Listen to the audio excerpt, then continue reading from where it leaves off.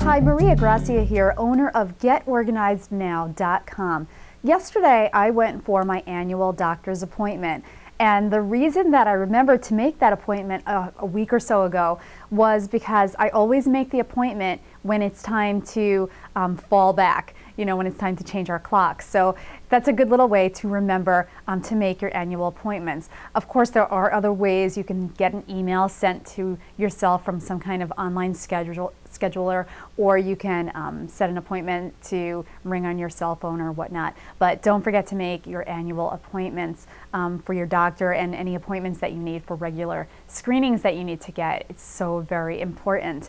Now, when I called for my doctor's appointment, I made very sure to tell the receptionist that I wanted to get some blood work done while I was there. I wanted my cholesterol checked and my blood sugar levels checked and all that. Now, your doctor may do that as a matter of course, but if I don't tell my doctor and I just kind of go in for my appointment and I wait until I get there and tell them that I want my blood work done, they may not have the time to do it. So I make sure I tell them that I do want those numbers handled while I'm on the phone with them making my appointment.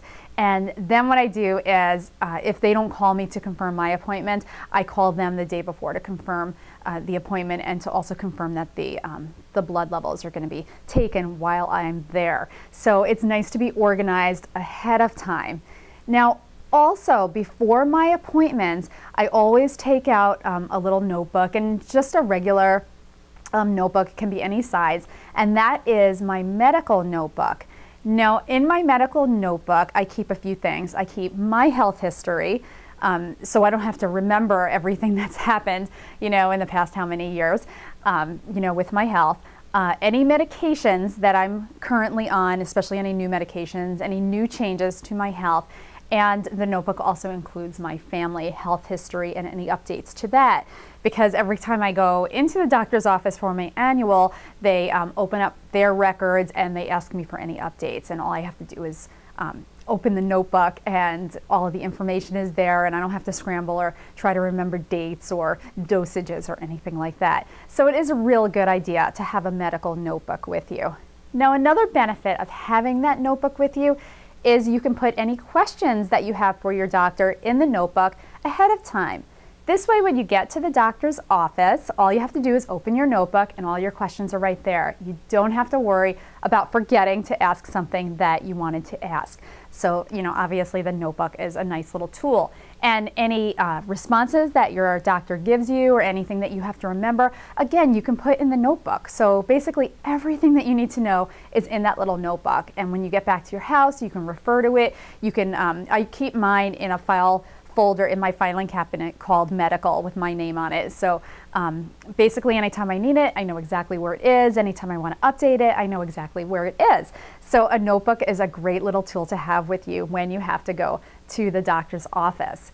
Now, they usually don't give me the numbers that I want, the cholesterol, the blood sugar, all that stuff, while I'm at the office. Generally, they have to either call later or they send me a form in the mail with all the numbers on it and whatnot. But when I get those numbers, I take my medical notebook out again and I record those numbers in the notebook. Now, why do I do this? The doctor's probably keeping track of all that, right? Well, I feel like you really can't put your life in, the hands of your doctor when it comes to taking care of yourself. You have to have responsibility for your health too.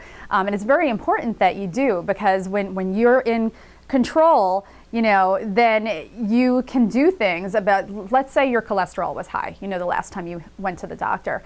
Well, your doctor may say, well, if this continues to be high over the next 2 or 3 years, you may need to go on medication.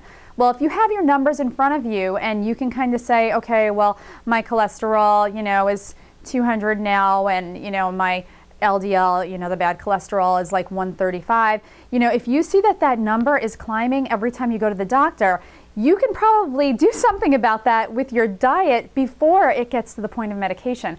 So, it's very important to know your numbers and to have control over your health as much as you could. And then, of course, when it comes time to needing a doctor, you'll have all the necessary information you need at your fingertips. So I hope this helps you keep your health a little bit more organized.